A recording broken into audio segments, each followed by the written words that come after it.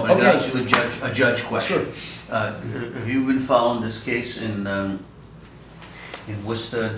Judge Kenton Walker, the undocumented worker remember the Matthew Denise? Yes.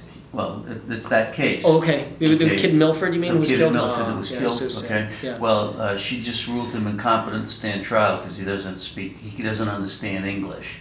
And so she's given him 60 days for an evaluation.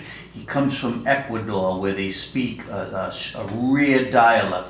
I think they call it Quechua.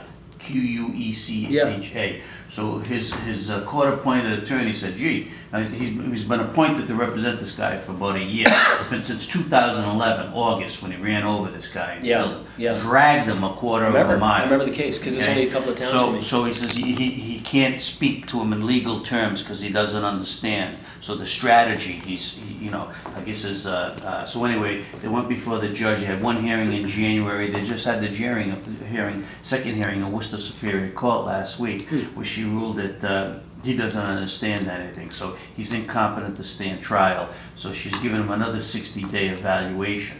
So in the meantime, Massachusetts, if they want to proceed with this case, has either got to go to Ecuador and find someone who speaks Quechua or whatever it is. Bring them back. There's probably someone in Cambridge.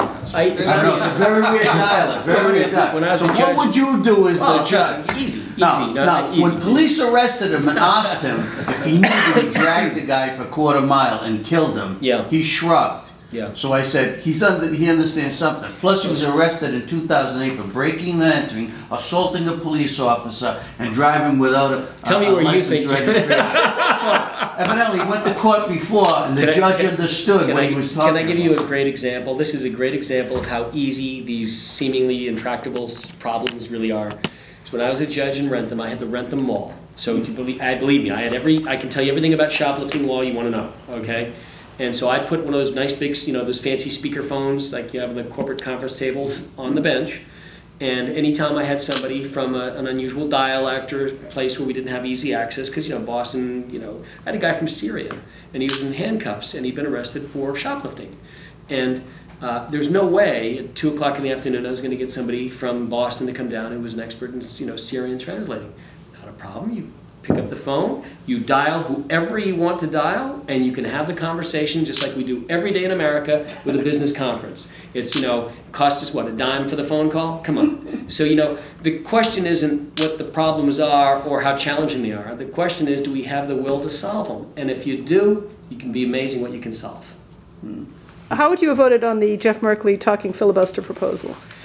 I'm not sure. I like talking filibusters. I like when Rand Paul was standing up filibustering in the floor of the Senate. I actually was the only Senate candidate while he was in the floor to issue a statement that if I were in the U.S. Senate right now, I would stand with Rand.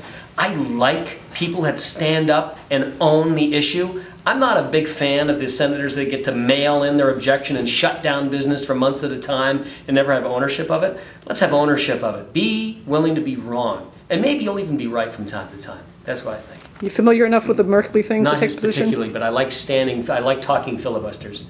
Let's go through the King James Bible and we'll go from there.